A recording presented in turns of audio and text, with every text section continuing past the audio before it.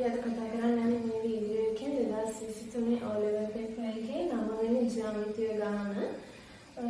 එතකොට අපි මේ වීඩියෝ වලින් මුලින්ම ફોકસ කරන්නේ ඔයාලට ගොඩක් අයට ජ්‍යාමිතිය පොඩි ගැටලුකාරී තත්ත්වයක තියෙන නිසා ඔයාලට මේ කෙටි කාලයක් තුළ ජ්‍යාමිතිය අයිතිසරයක් මතක් කරගෙන මේ ගාන වලට කොහොමද හරියටම ලකුණු ස්කෝර් කරගන්නේ කියන එක. හරි. මම මේ ගාන කියවුවොත් ඔයාලට रूपे දැක්වෙන වෘත්තයේ C කේන්ද්‍රයේද AB විෂ්කම්භයද වේ. P යන වෘත්තය මත පිහිටි ලක්ෂයකි. CD අරය ABට ලම්බක වන අතර එය R හිදී PB ඡේදනය කරයි. P හිදී වෘත්තයට ස්පර්ශකය සහ දික් කරන ලද CD Q හිදී හමු වේ. Q සිට වෘත්තයට අනිවද අනෙක් ස්පර්ශකය වෘත්තය හමුවන්නේ S හිදීය. රූපය ඔබේ උත්තර පත්‍රයේ සටහන් කර PA ආකරන PACR වෘත්ත චතුරස්‍රයක් බව පෙන්වන්න. ඊට පස්සේ කියනවා QPR සමාන QRP බවද පෙන්වන්න. RS ආකර RQS සම ද්විපාද ත්‍රිකෝණයක් බව පෙන්වන්න කියලා. හරි. ඔක්කොම කලින් මම මෙතන PA ආකර ගැන කියනවා. රූපේ දීලා තියෙන එකේ PA ආකර නැහැ. අපි මේක පිළිතුරු පත්‍රයට පිටපත් කරගෙන තමයි අපි PA ආකරන්නේ. හරි. එතන වෘත්ත දැකපුවම ඔයාලට මතක් වෙන පාඩම් තුනක් තියෙන්න ඕන. 10 වසරේදී එක පාඩමක් ඉගෙන ගත්තා. ඒ වගේම 11 වසරේදී පාඩම් දෙකක් ඉගෙන ගත්තා. එතන 10 වසරේදී ඉගෙන ගත්ත පාඩමේ තිබුණු දේවල් මම ඔයාලට මතක් කරලා දුන්නා. ඒක මුලින්ම කිව්වා මේ තියෙන වෘත්තයක් නම් මේ තියෙන්නේ මේ ආකාරයක. ඒකට එකම මෙන්න මේ කියන ලක්ෂ දෙකෙන් පටන් අරගෙන මෙතන කේන්ද්‍රයට අපි රේඛා දෙකක් ඇඳලා මෙන්න මේ කෝණයට අපි කියනවා කේන්ද්‍රය ආපාදනය කරන කෝණය කියලා. ඒ වගේම ඒ ලක්ෂ දෙකෙන්ම පරිධිය වෙන ලක්ෂයකට ආකරාට පස්සේ ඒ රේඛා දෙක අතර ඇති වෙන කෝණයට අපි කියනවා පරිධිය ආපාදනය කරන කෝණය කියලා. ඒකට අපි මේ පාඩමේ ඉගෙන ගත්ත දේ තමයි කේන්ද්‍රය ආපාදනය කරන කෝණය පරිධිය ආපාදනය කරන කෝණය මේ දෙකොණයක කියලා කියන්නේ. පරිධිය ආපාදනය කරන කෝණය θ නම් කේන්ද්‍රය ආපාදනය කරන කෝණය 2θ වෙන්න ඕන. ඒ වගේම ඊළඟට අපි ඉගෙන ගත්තා අපි දන්නවා මම මෙහෙම ගත්තොත් මම ජ්‍යායකින් මෙහෙම වෙන් කරොත් මේ වෘත්තය මේක කුඩා කොටසකට සහ විශාල කොටසකට සාමාන්‍යයෙන් වෙන් වෙනවා. ජ්‍යාය විෂ්කම්භයක් නොවුනොත් අපි දන්නවනේ විෂ්කම්භය කියලා කියන්නේ ජ්‍යායක්. එතකොට මේ ආකාරයේ ජ්‍යායක් ගත්තට පස්සේ මේ ජ්‍යාය මගින් වෘත්තය කොටස් දෙකකට වෙන්නවා. අපි මේකට කියනවා මහා වෘත්ත ඛණ්ඩය, මේකට කියනවා සුළු වෘත්ත ඛණ්ඩය කියලා. එතකොට මේ ජ්‍යායම ඇඳෙන්නේ නැති වුණත් අපි මෙන්න මෙහිම ලක්ෂ දෙකක් සටහන් කරගත්තොත් ඔයාලා හිතින් මේක යා කරොත් එහෙම මේ වෘත්තය කොටස් දෙකකට වෙන් වෙනවා මහා වෘත්ත ඛණ්ඩයකට සහ සුළු වෘත්ත ඛණ්ඩයකට. අපි හිතමුකෝ මේ ඒකට රේඛාවෙන් යා කරා කියලා. එතකොට මෙතන දෙවෙනියට ඉගෙනගත්තු එක තමයි එකම ඛණ්ඩයේ කෝණ සමානයි කියලා. මේ බලන්නකෝ. දැන් මෙතනදී පරිධිය මෙහිම ආපාදනය වුණානේ යම් කිසි කෝණයක්. අපි මේ ලක්ෂ දෙකෙන්ම පටන් අරගෙන මෙන්න මේ විදිහට තවත් පරිධිය ආපාදනය වෙන කෝණයක් තියෙනවා. ඒතර මේ කෝණයක් θ මේක කෝණයක් θ. මේ ලක්ෂ දෙකෙන් පටන් අරගෙන මහා වෘත්ත ඛණ්ඩේ කොහේ ආපාදනය වුණත් ඒ හැම තැනකම මේ කෝණය θ බැගින් තමයි එන්නේ. මේ ආකාරයට මේකත් θ. ඒ වගේම සුළු වෘත්ත ඛණ්ඩයක් වුණොත් මේක මෙහෙම අඳින්නත් පුළුවන්. ඒක බීටා නම් මෙහෙම තරක් ගත්තොත් මෙන්න මෙතන එන්නේ බීටම තමයි. හරි. ඒකට අපි ඉගෙන ගත්ත දෙවෙනි ක්‍රමය තමයි එකම ඛණ්ඩයේ කෝණ සමාන වෙනවා කියන එක. ඊට පස්සේ තුන්වෙනියට ඉගෙන ගත්තා අපි ගමු විෂ්කම්භයකින් මෙහෙම වෙන වෙන එක අර්ධ වෘත්තයේ කෝණ ඍජු කෝණ වේ කියලා. මෙන්න මේ ආකාරයට අර්ධ වෘත්තයේ වෙන පරිධියට ආපාදනය වෙන කෝණය අංශක අනුවක් බැගින් තමයි දෙන්නේ. කොතන කොහොමවත් එහෙමයි. මේක අර්ධ වෘත්තයක් නම් මේ ආකාරයට තමයි මේක ඇතුළත් එහෙමයි. අංශක අනුවක් තමයි එන්නේ. ඔක තමයි 10 වසරේදී ඉගෙන ගත්තා. ඊට පස්සේ 11 වසරේදී ඉගෙන ගත්තා වෘත්ත චතුරස්‍ර පාඩම. වෘත්ත චතුරස්‍ර පාඩම ගැන මතක් කරලා තියෙන වෘත්ත චතුරස්‍ර අපි චතුරස්‍රයක් කියන්නේ මොකද්ද? පාද හතරක් තියෙන බහුවස්ත්‍රයකට තමයි අපි චතුරස්‍රයක් කියලා කියන්නේ. ඉතින් වෘත්ත චතුරස්‍රයක් කියන්නේ මොකද්ද? අපි හිතමුකෝ යම්කිසි චතුරස්‍රයක මෙහෙම ශීර්ෂ 4 පිටලා තියෙන්නේ වෘත්තයේ පරිධිය මත කියලා. අන්න ඒ වගේ එකට තමයි වෘත්ත චතුරස්‍රයක් කියලා කියන්නේ. එතකොට මෙහෙම එකක් වුණාද මේක වෘත්ත චතුරස්‍රය නේ. මොකද එක ශීර්ෂයක් තියෙන පරිධිය මත නෙමෙයි. අනිවාර්යයෙන්ම ශීර්ෂ 4ම පරිධිය මත තියෙන්න ඕන. එතකොට වෘත්ත චතුරස්‍රය පාඩමේදී අපි ඉගෙන ගත්ත දේවල් තමයි මුලින්ම ඉගෙන ගත්ත මෙහෙම ශීර්ෂ 4 වෘත්තයක පරිධිය මත තියෙනවා නම් වෘත්ත චතුරස්‍රයක් කියලා. ඊට පස්සේ මේකෙදි විශේෂම දෙයක් ඉගෙන ගත්තේ අපි මේ විදිහට වෘත්ත චතුරස්‍රයක් මම ගත්තොත් මෙයාගේ සම්මුඛ කෝණ පරිපූර්ණක වෙයි කියලා. ඒ කියන්නේ මෙයා ඇල්ෆා, මෙයා බීටා නම් නැත්නම් මෙයා A, මෙයා B නම් A ධන B කියලා කියන්නේ අංශක 180. මොකද මෙයා වෘත්ත චතුරස්‍රයක් කියලා අපිට බැලුවමට පේනවා මෙයාගේ ශීර්ෂ 4 තියෙන්නේ වෘත්තයක පරිධිය මත නිසා. සම්මුඛ කෝණ කියලා කියන්නේ මූණට මූණ බලාගෙන ඉන්න දෙන්නේ. ඒතර මේ කෝණයට මූණට මූණ බලාගෙන ඉන්න මේ කෝණය. මේ කෝණයට මූණට මූණ බලාගෙන ඉන්න මේ කෝණය. එතකොට මේ දෙන්න සම්මුඛ කෝණ, මේ දෙන්න සම්මුඛ කෝණ. යම්කිසි චතුරස්‍රයක් වෘත්ත චතුරස්‍රයක් වෙනවා නම් මේ සම්මුඛ කෝණවල එකතු 180යි. මේ දෙන්නගේ එකතු 180යි. ආයෙ මේ දෙන්න වෙනම ගත්තොත් අංශක 180ක් වෙන තමයි තියෙන්නේ. ඒ වගේම වෘත්ත චතුරස්‍රයක හිතන්න මම යන්නේ වෘත්ත චතුරස්‍රයක් කියලා. හරිද? දැන් මේ චතුරස්‍රයක් වුණාට මම වචනයෙන් මේක වෘත්ත චතුරස්‍රයක් කියලා කියපු නිසා වෘත්ත චතුරස්‍රයකට අදාළ ක්‍රමයන් මේකට වඩාංගු වෙනවා. ඊළඟට ඉගෙන ගත්ත දේ තමයි වෘත්ත චතුරස්‍රයක පාදයක් දික් කිරීමෙන් සැදෙන බාහිර කෝණය. පාදයක් දික් කිරීමෙන් සැදෙන බාහිර කෝණය අභ්‍යන්තර සම්මුඛ කෝණයට සමාන වේ. අභ්‍යන්තර සම්මුඛ කෝණයට. ඔන්න ඔය කෝණ දෙක සමාන වෙනවා කියලා තමයි අපි ඒ ප්‍රමේයදී ඉගෙන ගත්තේ. මෙයා අංශක 120යි නම් මෙයාත් අංශක 120යි. මොකද වෘත්ත චතුරස්‍රයේ පාදයක් දික් කිරීමෙන් සැදලා තියෙන මේ බාහිර කෝණය අභ්‍යන්තර සම්මුඛ කෝණයට නිතරම සමාන වෙනවා නිසා. ඒකත් අපි වෘත්ත චතුරස්‍රවලදී ඉගෙන ගත්තා. ඊට පස්සේ අපි ස්පර්ශක පාඩම වල මතක් කරගත්තොත් ස්පර්ශකයක් කියලා කියන්නේ මොන වගේ එකක්ද? අපි වෘත්තයක් අරගෙන මොකක් හරි මෙහෙම ආරයක් ඇඳලා අපි මෙන්න මේ ස්පර්ශ ලක්ෂය මෙන්න මේ ආරය හරියටම පරිධිය හම්බ වෙන තැනදී මේ ආරයට ලම්බක වෙන විදිහට රේඛාවක් ඇඳලා අපි ඔකට කියනවා ස්පර්ශකයක් කියලා. ඒතර අපි මෙතන කියනවා ස්පර්ශක ලක්ෂය කියලා. එතකොට නිතර මතක තියාගන්න අපි ගන්නේ කොහොමද ස්පර්ශකයක් තියෙනවා කියලා.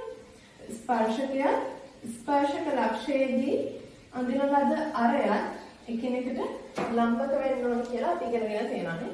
ස්පර්ශක ලක්ෂයේදී අඳින ලද අරයත් දෙන්න එකිනෙකට ලම්බක වෙන්න ඕන.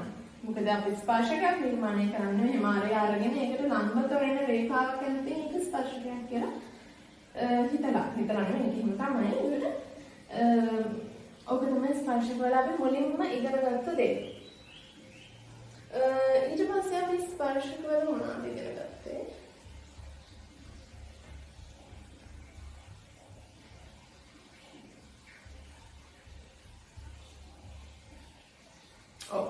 ඊට පස්සේ අපි ඉගෙන ගත්ත වෘත්තයක් ගත්තට පස්සේ වෘත්තයකට දැන් වෘත්තයේ පරිධිය මත ඉඳන් මේ වෘත්තයට අඳින්න පුළුවන් එක ස්පර්ශකයයි. හරිද?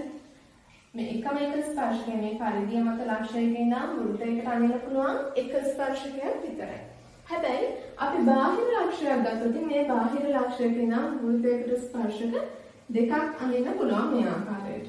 හරිද? ඔය විදිහට ගත්තට මෙන්න මෙතන මෙයාගේ ස්පර්ශක ලක්ෂයක් තියෙනවා. ආයෙ මෙතන අනිත් ස්පර්ශක ලක්ෂය තියෙනවා. හරිද? එතකොට මේකදී අපි ඉගෙන ගත්තා මේ ස්පර්ශකයේ දිග කියලා කියන්නේ මේ ස්පර්ශක ලක්ෂය අර බාහිර ලක්ෂය අතර දුර.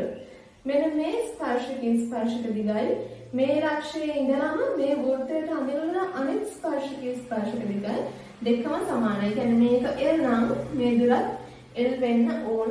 ඒක තමයි අපි ඊළඟට ඉගෙන ගත්තේ. ඒකෙම අපි 3ක් ඉගෙන ගත්තා. මේ අපි හිතමුකෝ මෙතන තියෙනවා කියලා වෘත්තයේ කේන්ද්‍රය. මම හිතමු වෘත්තයේ කේන්ද්‍රයට බාහිර ලක්ෂයෙන් ඉඳන් කඩේලක් හැන්දදී මේ ස්පර්ශක දෙක අතර කෝණය හරියටම කොටස් දෙකකට වෙන් වෙනවා. ඒ කියන්නේ මේ කෝණය ඇත්තටම මෙතන තියෙන සම්පූර්ණ කෝණය මේ බාහිර ලක්ෂය සහ කේන්ද්‍රය ආකරන රේඛාව මගින් සමච්ඡේදනය වෙනවා. මෙයා θ නම් මෙයා θ වෙන විදිහට හරියටම මෙතන මේ අතර කෝණය හරියටම කොටස් දෙකකට වෙන් වෙනවා. මේ වෘත්තයේ කේන්ද්‍රය සහ බාහිර ලක්ෂය ආකරන පස්සේ ලැබෙන රේඛාව මගින්. ඊට පස්සේ ඉගෙනගත්ත දේ තමයි ස්පර්ශක මගින් කේන්ද්‍රයේ සමාන කෝණ ආපාදනය කරනවා කියන එක. හරිද? මෙතන කෝණයයි සමානයි කියන එක.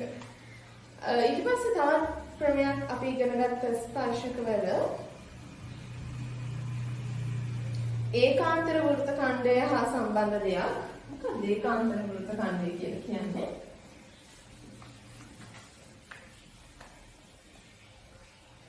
හරි මම ගන්නම් කුමන වෘත්තය? මම ගන්නවා මෙතනින් ස්පර්ශකයක්. ඊට පස්සේ මෙතන තියෙනවා හිතන්න ජායක්. මම ජායක් කියනවා AB AC කියලා කියන්නේ A කියන ස්පර්ශක ලක්ෂයේදී අඳින ලද ස්පර්ශකය. එතකොට මේ ජායයි මේ ස්පර්ශකයයි අතර කෝණයක් තියෙනවා. මෙයා මම ගන්න A කියලා. හරි මම කලින් ඔයාලට කිව්වා. මෙහෙම ජායක් ඇඳලා පස්සේ මේ වෘත්තය කොටස් දෙකකට වෙන් වෙනවා. මේ පැත්තේ තියෙන මහා වෘත්ත ඛණ්ඩය, මේ තියෙන සුළු වෘත්ත ඛණ්ඩය විදිහට. එතකොට මේ කොටස් දෙකකට වෙන් වුණාම ඒකාන්තර වෘත්ත ඛණ්ඩයක් කියලා කියන්නේ දැන් මෙහෙම අපි ස්පර්ශකයයි ජායයි අතර කෝණය යම් කිසි කෙනෙකුට සමාන වෙනවා කියලා කියනවා. මතකද? යම් කිසි කෙනෙකුට සමාන කාටද සමාන වෙන්නේ? සමාන වෙන්නේ එතකොට මෙන්න මෙතන පරිධිය මත ලක්ෂ දෙක මම ගන්නවා. එතකොට ඔයාලට පේනවනේ මේ කෝණය ඉන්න පැත්තෙම වෘත්තයේ කොටසක් තියෙනවා. ඒ කියන්නේ සුළු වෘත්ත ඛණ්ඩයේ ඉන්නේ අපි මේ සලකන ලද කෝණයේ ඉන්න පැත්තෙමයි. මේ පින්තූරයට අනුව මහා වෘත්ත ඛණ්ඩයේ ඉන්නේ අපි මේ කෝණයේ ඉන්නේ මේ පැත්තේ. ඊට ප්‍රතිවිරුද්ධ පැත්තේ තමයි මහා වෘත්ත ඛණ්ඩය ඉන්නේ. අන්නේ මහා වෘත්ත ඛණ්ඩය තමයි අපි ඒකාන්තර වෘත්ත ඛණ්ඩය කියලා කියන්නේ. ඒ කියන්නේ අපි මේ ජායයි ස්පර්ශකයයි අතර කෝණය සැලකුවොත් ඒ කෝණය ඉන්න පැත්තේ වෘත්ත ඛණ්ඩය නෙමෙයි. ඊට විරුද්ධ පැත්තේ ඉන්න වෘත්ත ඛණ්ඩය. ඔයාලට පේනවා මේ සුළු වෘත්ත ඛණ්ඩයේ ඉන්නේ මේ රේඛාවෙන් මේ පැත්තේ. කෝණයේ පැත්තේ. මහා වෘත්ත ඛණ්ඩයේ ඉන්නේ මේ රේඛාවෙන් උඩ පැත්තේ. ඒතර මේ කෝණය ඉන්න පැත්තේ නෙමෙයි අනිත් පැත්තේ. අන්න ඒ වෘත්ත ඛණ්ඩය තමයි අපි ඒකාන්තර වෘත්ත ඛණ්ඩය කියලා කියන්නේ. එතකොට මෙන්න අපි හිතමුකෝ මේ ලක්ෂයයි මේ ජයයි අනිත් කෙළවරේ තියෙන මේ පරිධියේ තියෙන ලක්ෂයයි සම්බන්ධ කරගෙන අපි පරිධිය ආපාදනය කරන කෝණයක් ඇඳලා කියලා.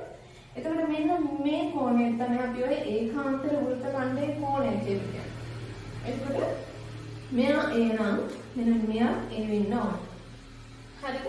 එතකොට මම මේ වෘත්තයම තවත් ආකාරයකට ඇඳලා දැන් මෙන්න ජාය මම ගත්තොත් මේ කෝණය B කියලා.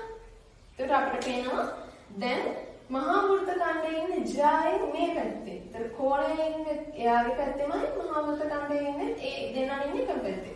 හැබැයි මෙතන සුළු වෘත්ත ඛණ්ඩයේ ඉන්නේ දැන් අපි සලකන ලද කෝණයේ ඉන්න පැත්ත නෙමෙයි අනිත් පැත්තේ. එතකොට අන්න ඒ පැත්තේ ආපාදනය කරන කෝණ තියෙනවානේ. අන්න ඒවා මෙන්න මේක ගත්තොත් B විශාලත්වය B වෙනවා. මොකද ඒකාන්තර වෘත්ත ඛණ්ඩයේ කෝණ සමාන නිසා විතර මතක තියාගන්න. අද ජායත් ස්පර්ශකයත් අතර කෝණය සමාන වෙන්නේ එයාගේ පැත්තේ නෙමෙයි එයාට ප්‍රතිවිරුද්ධ අනිත් පැත්තෙන් ඉන්න වෘත්ත ඛණ්ඩය ආපාදනය කරන කෝණ වලට. හරිනේ. ඊට ඔන්නවා තමයි අපි ඉගෙන ගත්තේ මේ පාඩම් තුනට අදාළ ලොකු දේවල් මුකුත් ඉගෙනගෙන නැහැ. ඒතර ඔය ටික සම්බන්ධ කරගෙන තමයි අපිට අපිට මේ ගාන හදන්න තියෙන්නේ නේ. එතකොට මේක ජ්‍යාමිතිය ගානක් නිසා ඔයාලා හිතන හැම දෙයක්ම ලියන්න පුළුවන් වෙනවා. ඒ කියන්නේ ගානේ දත්තයක් විදිහට දීලා නැත්නම් ඉතින් ඔයගොල්ලෝ හිතනනේ. එතකොට මේ හිතන දේවල් අනිවාර්යයෙන්ම පැහැදිලිවම ලියන්න ඕන. හේතු සහිතව දැන් එහෙම කරන්නේ නැති නිසා තමයි මේ ළමයිට ලකුණු මිස් වෙන්නේ ඇත්තටම. හරිද? එතකොට මම ගත්තොත් මුලින්ම අපිට කියන්නේ PACR වෘත්ත චතුරස්‍රය. මුලින් බලමු අපි PACR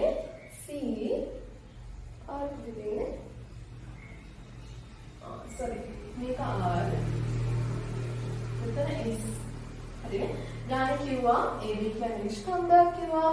ඊට පස්සේ C කියන්නේ කේන්ද්‍රයට ලම්බක වදින ලද රේඛාවක් තමයි QC කියලා කියන්නේ. එතකොට QC ගත්තට පස්සේ මේ ABට ලම්බකයි. Q වලින් නම් ස්පර්ශකයක් වෙනවා කියනවා QP කියලා. ඒ වගේම Q වලින් නම් අදින ලද අනිත් ස්පර්ශකය තමයි QS කියලා කියන්නේ. හරිද? එතන අන්තිමට දෙන PQ සහ QS කියලා කියන්නේ ස්පර්ශක දෙකක්. හරි. දැන් අපිට කියන්න කොහොමද? PACR. PACR මෙන්න මෙයා වෘත්ත චතුරාශ්‍රයක් කියලා පෙන්වන්න කියනවා. හරි. මේකෙදි හොඳට මතක තියාගන්න මේක සාධනය ගානක් නිසා අපි මුලින්ම ලියන්න ඕන දත්තය. ඊට පස්සේ සාධනය කළ යුත්තේ. ඒතර දත්ත එන්නේ එක ලොකු දෙයක් නෙමෙයි නේද ගාන දීලා තියෙන දත්ත ටික මේක ලියන්න පුළුවන් නේ. මොනවද ගාන දීලා තිබුණු දත්ත ටික? AB විස්කම්භයකි CQ AB ට ලම්බක වෙයි කියලා කිව්වා. ඊට පස්සේ PQ සහ QS කියලා කියන්නේ ස්පර්ශක කියලා කිව්වා. ඊට පස්සේ QC සහ PBR විනිශ්චේදනය වෙනවා කියලා කිව්වා. ඔය ටික තමයි දත්ත ටික විදිහට අපිට ලියන්න පුළුවන්. දැන් සාධනය කළ යුත්තේ මොකද? PACR වෘත්ත චතුරාශ්‍රයක් බව පළවෙනි එක. ඒක විතරක් නෙමෙයි තව කොටස් තිබුණා. QPR සමාන QRP බව සහ RS යාත්‍රාට පස්සේ හැදෙනවලු QRS කියලා උන්ට අන්‍ය සමදීපාද ත්‍රිකෝණයක් කියලා පෙන්වන්න තියෙනවා. ඒක ඔය තුනම මම දැන් කරන්න යන්නේ. සාධනය කළ යුත්තා තුනම ආර විතර ලියන්න. ගාන දීලා තියෙන බබ පෙන්වන්න තියෙන විදිහට තමයි ආර විතර ලියන්න ඕන සාධනය කළ යුත්තේ විදිහ. හරි. අපි සාධනයට යමු. දැන් සාධනයට ගියාට පස්සේ වෘත්ත චතුරාශ්‍රයක අපි ඉගෙනගත්තු දේවල් පාවිච්චි කරාට පස්සේ අපි ප්‍රමේයන් දෙකක් ඉගෙන ගත්තා. ප්‍රමේයන් අතරම හතරක් ඉගෙන ගත්තා. ඒ මුල් ප්‍රමේයන් වල ඉගෙන ගත්තේ අපි යම් කිසි චතුරාශ්‍රයක් වෘත්ත චතුරාශ්‍රයක් බවට හඳුනා ගැනීම. ඒක හඳුනා ගැනීම කියන එක තමයි එතනදී මේ. ඒ වුණාට දැන් මට මෙතන ගණන් හදන බොහෝ විට වැදගත් වෙන්නේ දෙකක්. හරිද? පළවෙනි එක තමයි අර සම්කෝණ පරිපූර්ණකය කියන එක. අනිත් එක තමයි වෘත්ත චතුරාශ්‍රයක පාදයක් දික්කිරීමෙන් සැදෙන බාහිර කෝණය අභ්‍යන්තර සමග කෝණයට සමාන වෙයි කියන තියරිය. එතකොට අපි ඉගෙන ගත්තානේ වෘත්ත චතුරාශ්‍රයක් නම් සම්මුඛ කෝණ පරිපූර්ණකයි. එතකොට ඒකේ අනිත් පැත්තත් හරි. ඒ කියන්නේ මොකද? යම් කිසි චතුරාශ්‍රයක් අපි අරගෙන මෙයාගේ සම්මුඛ කෝණ AB හොයාගෙන අපි A ගන්න B කියන්නේ අංශක 180යි කියලා පෙන්නන ගත්තොත් අපිට කියන්න පුළුවන් මේ කියන චතුරාශ්‍රය වෘත්ත චතුරාශ්‍රයක් කියලා. මොකද වෘත්ත චතුරාශ්‍රයක තමයි සම්මුඛ කෝණ පරිපූර්ණක වෙන්නේ. යම් කිසි චතුරාශ්‍රයක සම්මුඛ කෝණ පරිපූර්ණක වෙනවා නම් යා වෘත්ත චතුරාශ්‍රයක් වෙන්න ඕන. එතකොට අපි try කරමු PACR වල සම්මුඛ කෝණ පරිපූර්ණකයි කියලා පෙන්න ගන්න. හරි. එක බැලුවට පස්සේ කියනවා ACD කියලා අපි මේ අඳලා තියෙන AB රේඛාව සරල රේඛාවක්.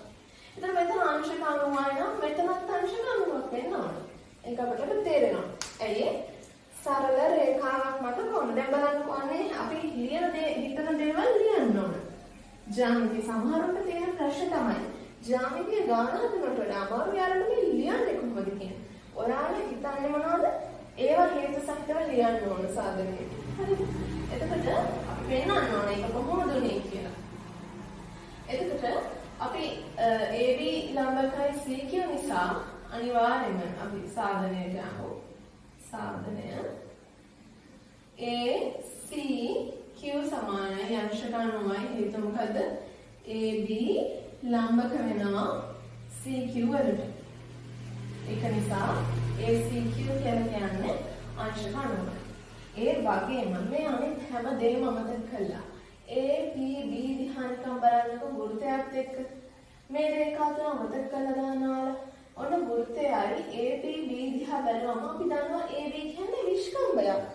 එතකොට මම දැන් කලින් මතක් කරද්දි කිව්වා අර්ධ වෘත්තයේ කෝණ ඍජු කෝණ වේ කියලා. එතකොට APB කියලා කියලා බලන්නකො මේ විස්කම්භයේ දෙකලවලින් පටන්ගෙන පරිධිය ආපාදනය වෙච්ච කෝණයක්. මෙතනදී මේ අර්ධ වෘත්තයේ කෝණයක්. එහෙනම් මෙයා කොච්චරයිද? අංශක 90ක් වෙනවා. මොකද අර්ධ වෘත්තයේ කෝණ ඍජු කෝණ වෙන නිසා. එහෙනම් අපිට කියන්න පුළුවන් APB සමානයි අංශක 90යි. ඒකට හේතුව ලියන්න ඕන අර්ධ වෘත්තයේ කෝණ. හරිද? අර්ධ වෘත්තයේ කෝණ ඍජු කෝණ වේ කියලා කියන්න ඕන. අර්ධ වෘත්තයේ කෝණ. එතකොට අපිට පේනවා මම මේ අංශක 90යි අංශක 90යි කොච්චරද? අංශක 180යි. අංශක 90ම දෙකක් කියලා වෙන්න ගත්තා. එතකොට APB done. එහෙනම් නැත්නම් APR කියලා ලියමු. APR done. ACR ACQ කිව්වා ACR කිව්වා දෙකම එකයි. ACQ කිව්වා ACR කිව්වා මේ කෝණය මේකට අදාළ වෙනවා. එතන අපි මෙන්න ගත්තා ACR නුයි APR නුයි අංශක 180යි කියලා. එම නිසා මට කියන්න පුළුවන් PACR කියලා කියන්නේ වෘත්ත චතුරස්‍රයකි. ඒකට හේතුව මොකද්ද? සම්මුඛ කෝණ පරිපූරක නිසා.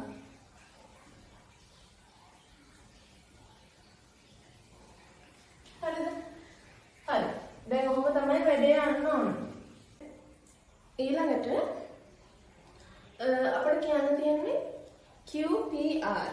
කොහොමද? QPR මෙන්න මෙතන කෝණය. QPR සමානයි QR මෙන්න මේ කෝණයට සමාන බව පෙන්වන්න තියෙන්නේ. සමානයි නේ. සමාන බව තමයි පෙන්වන්න තියෙන්නේ. QPR සමානයි QRP බව පෙන්වන්න තියෙන්නේ. හරි. මේකට ඇත්තටම වෘත්ත චතුරස්‍ර දැනුමට වඩා ඔයගොල්ලන්ට ත්‍රිකෝණ පාඩම් වලින් ඉගෙන ගත්ත දේවල් තමයි වැදගත් වෙන්නේ. එතකොට මම ගත්ත දේ සාමාන්‍ය ත්‍රිකෝණ වල අභ්‍යන්තර කෝණ වල අයික්‍ය අංශක 180යි. මෙයා සමපාද ත්‍රිකෝණයක් වුණොත් පාද තුනම එකිනෙක සමානයි. ඒ වගේම කෝණ තුන අංශක 60 ගානේ තමයි තියෙන්න ඕන. ඔය විදිහට කෝණ තුන අංශක 60 ගානේ තමයි සමපාද ත්‍රිකෝණ වල තියෙන්න ඕන. මට දැන් මේක නෙමෙයි අවශ්‍ය සමද්විපාද කතාව. එතකොට මම ගත්තා සමද්විපාද ත්‍රිකෝණයක් මේ ආකාරයට. සමද්විපාද කියන්නේ පාද දෙකක් දිගින් සමානයි කියන එක.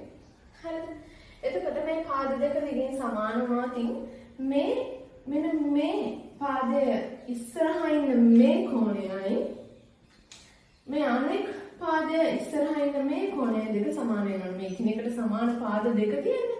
ඒ එකිනෙකට සමාන පාද දෙකට සම්මුඛ කෝණ විශාලත්වයෙන් සමානයි. නේ? මෙයා සමානයි මෙයාට. මෙයා 60යි මෙයා 30යි නම් මෙයා 30යි 60 වුණොත් මෙයා අයිත් සම පාද ත්‍රිකෝණයක් බවට පත් වෙනවා. මෙයා 30යි නම් මෙයා 30යි. ඒ විදිහට. හරිද? ඒ වගේම මේ කියන්නේ පැත්තක් වරන්දුයි. යම්කිසි ත්‍රිකෝණයක මේ කෝණ දෙක සමානයි නම් අපිට කියන්න පුළුවන් මේ පාදයේ විශාලත්වයයි මේ කෝණයේ ඉස්සරහා ඉන්න මේ පාදයේ විශාලත්වයයි එකිනෙකට සමානයි කියලා. හරිද? මේකෙදි මොකද උනේ? මේකෙදි උනේ මේව දුන්නේ. මේකෙදි මේ විදිහට. මේකෙදි අපි මොකද කිව්වේ? සමද්විපාදයි නම් මේ ත්‍රිකෝණේ සමද්විපාදයි කියලා කියපු ගමන් අදහස එන්නේ මොකද? පාද දෙකක දිගවල් සමානයි කියන එක. ඒතර ඒක සමානයි නම් මෙයාගේ සම්මුඛ කෝණයයි මේ පාදයට සම්මුඛ මේ කෝණයයි සමානයි. එතකොට යම් කිසි ත්‍රිකෝණයක මේ කෝණ දෙකක් සමානයි නම් ඒ කෝණයෙන් මේ කෝණයේ ඉස්සරහා ඉන්න මේ පාදය දිගින් සමාන වෙනවා අනිත් කෝණයේ ඉස්සරහා ඉන්න මේ සම්මුඛ පාදයට. දෙපැත්තටම වළංගුයි. හරි? පාද දෙක දිගින් සමානයි නම් සම්මුඛ කෝණ විශාලත්වයෙන් සමාන වෙනවා. සම්මුඛ කෝණ විශාලත්වයෙන් සමාන වුණොත් පාද දෙක දිගින් සමාන වෙලා සමද්විපාදයි කියලා අපිට නිරූපණය කරන්න පුළුවන්. සමද්විපාදයෙන් නම් කෝණ දෙක සමාන වෙනවා. හරි? එතකොට අපිට දැන් පෙන්වන්න තියෙන්නේ මෙන්න මේ කෝණ දෙකේ විශාලත්වය සමානයි කියලා. එතකොට එහෙම කියපු ගමන් මට ඔළුවට එන්නේ මම කොහොම හරි කරලා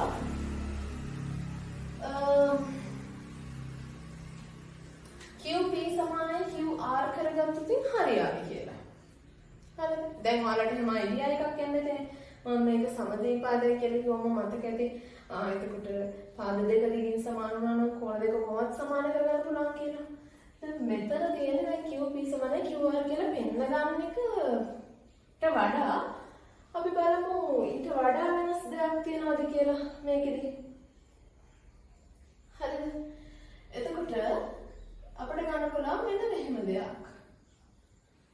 මම ගත්තොත් අර වෘත්ත චතුරස්‍ර වල දැනුම පාවිච්චි කරොත් මම දන්නවා පාදයක් වෘත්ත චතුරස්‍රයක පාදයක් දික් කිරීම නිසා ඇදෙන බාහිර කෝණය අභ්‍යන්තර සම්මුඛ කෝණයට සමානයි.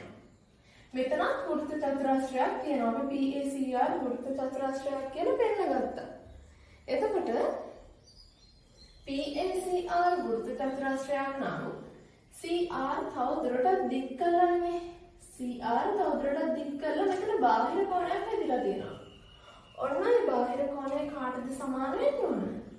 අභ්‍යන්තර සම්මුඛ කෝණයට සමාන වෙන්න ඕන. ඔන්න ඔය කෝණයට සමාන වෙන්න ඕන. හරිද? මම මේ කියපු කතාව හරිනේ.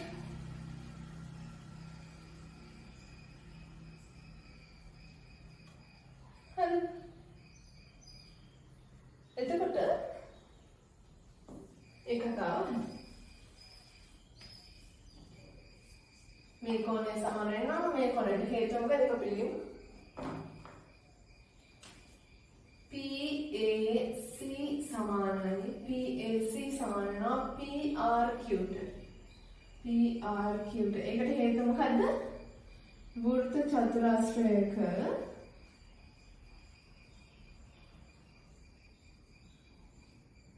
පාදයක් දික් කිරීමෙන් සැදෙන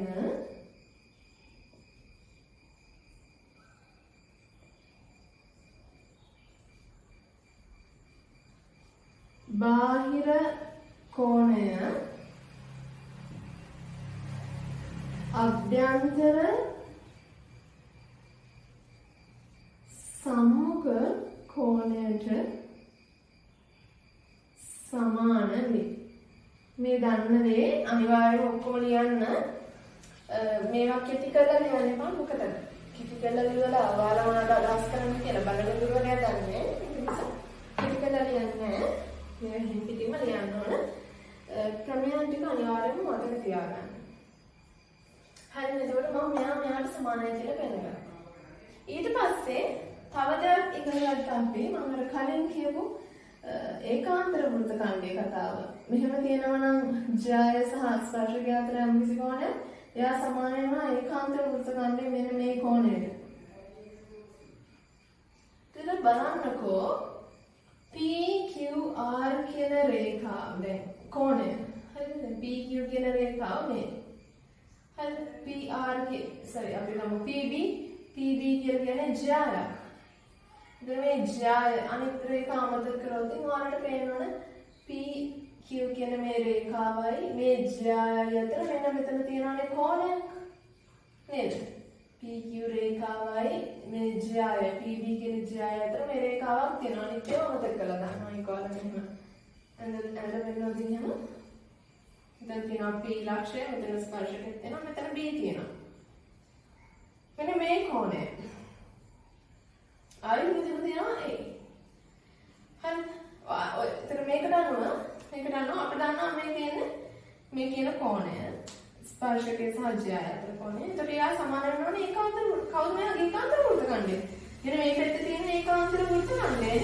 මොකද මේ ජය වගේ කොටස් දෙකකට මේ වුණා. මම මේ පාට කරපු පැත්ත තමයි මේ කෝණයේ ඉන්න පැත්ත නෙමෙයි අනිත් පැත්ත වෘත්තේ. ඒකට එදා කිව්වද දෙකයි. මේ කෝණය සමාන වෙනවා ඒකාන්තර වෘත්ත ඛණ්ඩයේ කෝණයට. ඒ ඒකාන්තර වෘත්ත ඛණ්ඩයේ කෝණය කියලා කියන්නේ මේ ජය මේ තැන් දෙකෙන් පටන් අරගෙන මේකේ පරිධිය ආපාදනය කරන ඕන කෝණයක්. මෙතන මෙහෙම වෙන්න පුළුවන්. ඕක වෙන්න පුළුවන්. එහෙම නැත්නම් මේක වෙන්න පුළුවන් බලන්නකො. නේද? මේ PAB කියලා කියන්නේ ඒකාන්තර වෘත්ත ඛණ්ඩයේ තියෙන කෝණයක්. දැන් බලන්නකො මේක. PAB දැක්කද? PQB sorry PQB නෙවෙයි QPD සමාන වෙනවා PAD නේ මෙතන Q QPB සමාන වෙනවා PAD ට. ඒකට හේතුව මොකද්ද? ඒකාන්තර වෘත්තකණ්ඩයේ කෝණ සමාන වෙන නිසා. එහෙනම් අපිට ආයෙ යන්න පුළුවන් මොකක් කියලාද?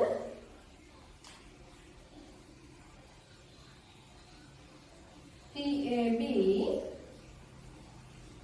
සමාන වෙනවා PAC කියලා ලිව්වත් කමක් නැහැ. හරිද? PAB කියලා ලිව්වත් කමක් නැහැ. PAC කියලා ලියන්න මේකේ මම ලියලා තියෙන්නේ PAC නිසා. PAC සමාන වෙනවා QPB ට. QPB ඒකට හේතුව මොකද්ද? ඒකාන්තර වෘත්තකණ්ඩයේ කෝණ සමාන වේ. ඒකාන්තර වෘත්තකණ්ඩයේ කෝණ සමාන වෙන නිසා. එතකොට අපි අර පොඩි කාලේ 9 වසරේ ඉගෙන ගත්ත ප්‍රත්‍යක්ෂ කියලා පාඩමක් ඒකෙදි පළවෙනියට ඉගෙන ගත්ත තමයි A සමානයි D. D සමානයි C නම් A සමානයි C වෙනවා කියලා. නේ? මොකද A B ට සමාන වෙලා C B ට නම් සමාන වෙලා තියෙන්නේ A නොයි C නොයි දෙන්නම සමාන වෙලා තියෙන්නේ එකම කෙනාට. එහෙනම් මොකද වෙන්නේ? AC අනිවාර්යයෙන්ම සමාන වෙන්න ඕන කියලා අපි ඉගෙන ගන්නවා. ආන්න ඒ වගේ වැඩක් නේද වෙලා තියෙන්නේ. PRQ නොයි QPB නොයි දෙන්නම සමාන වෙලා තියෙන්නේ PAC කියන කෝණයට. දැන් මම කලින් PAC වෙනකොට PAB ලියුවේ නැත්තේ මෙතන. ඔයාලට සමහර වෙලාවකට PAC කියන්නේ PAB කියන්නේ දෙන්නෙක් නෙවෙයි එක්කෙනෙක් කියලා පටලවෙන්න පුළුවන්. ඒක නිසා හොඳට බලන්න. ගාන අපි යද්දි අපි ගාන හදන අපිට ලේසි වෙන්නයි හදන්න ඕනේ. පටලවෙන්නේ නැති වෙන්න. ඒකට මෙතන PAB කියලා ලියුවා කිසි වැරද්දක් නැහැ. අර පැහැදිලිවම PAB නුයි PAC නුයි කියන්නේ දෙන්නෙක් නෙවෙයි එක්කෙනෙක් කියලා ඔළුවේ තියාගෙන වැඩ යන්න. හරි නේද? අපිට පේනවා වම් අත පැති දෙක සමානයි. එහෙනම් නිකම්ම දකුණු අත පැති දෙක සමාන වෙන්න ඕනේ. PRQ සමානයි. එම නිසා PRQ සමානයි QP B දෙයට හේතුව තමයි ප්‍රත්‍යක්ෂ.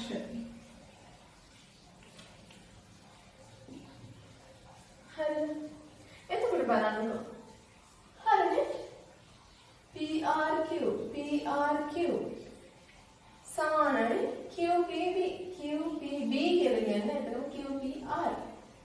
අපිට පෙන්නන්න කියන්නේ QPR සමානයි QRP කියලා. ඒ නිසා අපි මේක හරියට හදමු. QPB කියන්නේ කවුද? QPB කියන්නේ QPR තමයි. මෙයා වෙනකොට මම ලියන්න පුළුවන් QPR කියලා.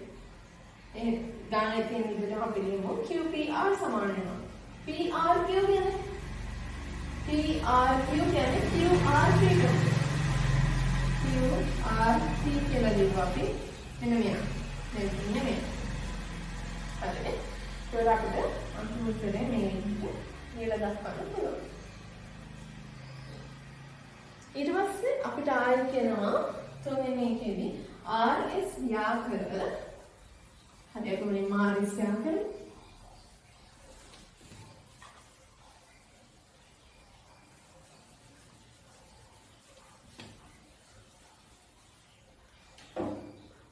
RS on RS යාකර RQS සමද්විපාද ත්‍රිකෝණයක් බව RQS මෙන්න මෙයා සමද්විපාද ත්‍රිකෝණයක් කියලා පෙන්වන්න තමයි තියෙන්නේ. හරිද? එතකොට අපි අර මම අර කලින් කියපු දේ පොඩි වැදගත්කමක් තියෙන්නත් පුළුවන්. හරිද? මම අර සමද්විපාද ත්‍රිකෝණ වලට ක්‍රමයන් මතක් කරද්දී කියවනේ දෙකක්. එකක් තමයි සමද්විපාද ත්‍රිකෝණයක් නම් එයාගේ සම්කෝණ විශාලත්වයෙන් සමාන වෙනවා. ඒ වගේම යම්කිසි ත්‍රිකෝණයක් තියෙනවා කෝණ දෙකක් සමාන. එයා සමද්විපාද ත්‍රිකෝණයක් වෙනවා. එතකොට අපිට පේනවා QPR නුයි QRP නුයි මේ කෝණ දෙක සමාන වුණා කියලා කියන්නේ මේ බලන්න. QR සමාන වෙන්න ඕන නේද? QP ට. කෝණය ඉස්සරහා ඉන්න මේ පාදයයි මේ කෝණය ඉස්සරහා ඉන්න QP පාදයයි කියන එකට සමාන වෙන්න ඕනනේ. එතකොට අපිට ලියන්න පුළුවන් අපි කලින් QPR සමානයි QRP කියන මෙතන අන්තිමට සාධනය කරා. ඒක නිසා අපිට ලියන්න පුළුවන් m නිසා QP සමානයි QR නේ. ඒකට හේතුව තමයි සමද්විපාද ත්‍රිකෝණ ක්‍රමය. සමද්විපාද ත්‍රිකෝණ ක්‍රමය. එතකොට ඒකදී අපි දන්නවා මේ කෝණ දෙක සමානයි නම් යා ඉස්සරහින් ඉන්න පාද දෙකක් දිගේ සමානයි කියලා. ඒ වගේම ඔයාලට පේන්න ඕන QP කියලා කියන්නේ ස්පර්ශකයක්. ඒ වගේම QS කියලා කියන්නේ ස්පර්ශකයක්. QP සහ QS කියන්නේ ස්පර්ශක දෙක. ඉතින් මම කලින් කිව්වා ස්පර්ශක දෙකේ දිග වුණා වෙන්න ඕන කියලාද සමාන වෙන්න ඕන නේද? QP දිගයි QS දිගයි එකිනෙකට සමාන වෙන්න ඕන. QP දිගයි QS දිගයි එකිනෙකට සමාන වෙන්න ඕන. මට කියන්න පුළුවන් QP සමානයි QS. ඒකට හේතුව මොකද්ද? බාහිර ලක්ෂණයක සිට අඳින ලද ස්පර්ශක වල දිගවල් සමාන වෙනවා කියන්නේ. බාහිර ලක්ෂණයක සිට අඳින ලද